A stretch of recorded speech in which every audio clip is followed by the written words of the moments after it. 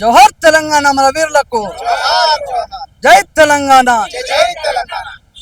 ఏదైతే ఈరోజు తెలంగాణ ఆవిష్కరణ దినోత్సవం సందర్భంగా అమరవీరులను స్మరించుకుంటూ గన్ పార్క్ అమరవీరుల స్తూపానికి రావడం జరిగింది.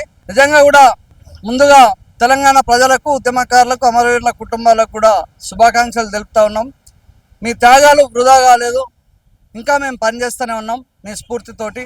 అదేవిధంగా ఏదైతే 250 గజాలు, 25,000 pension, health card, Telangana ID card పత్రం అందజేయాలని ఈ ప్రభుత్వాన్ని అతి తొందరలో ఏదైతే కమిటీ వేసిండ్రో కాలయాపన చేయకుండా దీన్ని స్వాగతిస్తూ వెంబడే దీన్ని కార్యరూపణ దాల్చాలి.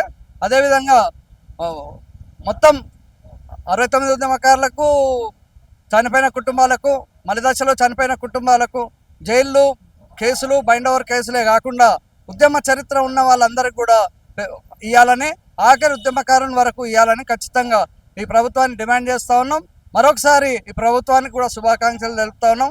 ఇక్కడికి వచ్చిన తోటి ఉద్యమకారులకు, ఉద్యమ సంఘాలకు, వ్యక్తులకు అందరికి కూడా తెలంగాణ ఉద్యమకారుల జేఏసీ పక్షాన శుభాకాంక్షలు తెలుపుతూ ధన్యవాదాలు తెలుపుతున్నాం. తెలంగాణ వచ్చి 12 సంవత్సరాలు అవుతున్నా కానీ తెలంగాణ అమరవీరుల కుటుంబాలలో చిరునవ్వును వెతకలేదు. నేను ఈరోజు ఫస్ట్ టైం నేను గన్ పార్క్ రావడం జరిగింది. ఇక్కడ చూసిన ప్రతి ఉద్యమకారుడ ఫ్యామిలీలో చిరునవ్వు లేదు. ఆ చిరునవ్వు చేయడానికి ప్రభుత్వం ఏం చేస్తుందో చూడాలని నేను ఆశిస్తున్నా. ఇదే నేను ఒక లెక్చరర్, కెమిస్ట్రీ ఫ్యాకల్టీగా పనిచేసిన హైదరాబాద్లో మళ్ళీ 10 సంవత్సరాల తర్వాత రావడం జరిగింది. ఈ 10 సంవత్సరాలలో జరిగిన విషయాలు చూస్తే రాజకీయ పరంగా ఉన్న నేతలు ఎదిగారు కానీ ఉద్యమకారుల బతుకులో బాగుపడలేదని నేను ఆశిస్తున్నా.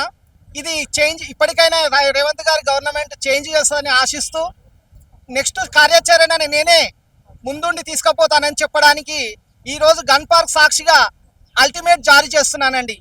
నా తమ్ముడు తెలంగాణ ఏర్పడక ముందు 4 ఎకరాల భూమి, ప్రతి ఒక్కరికి గవర్నమెంట్ జాబ్ ఇస్తానన్న తెలంగాణ చెప్పిన నాడు కేసీఆర్ ఈరోజు ఏమి జరగలేట్టుగా 4 ఎకరాల భూమి అందలేదు, ఎవరికి కూడా ఎంప్లాయ్మెంట్ జరగలేదు అనేది నేను ఖచ్చితంగా చెప్పగలుగుతా.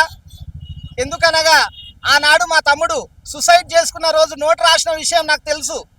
కేసీఆర్ గారికి, కవితకు, నెక్స్ట్ హరీష్ రావు గారులకు ఫోన్ చేసి మాట్లాడిన విషయం తెలుసు.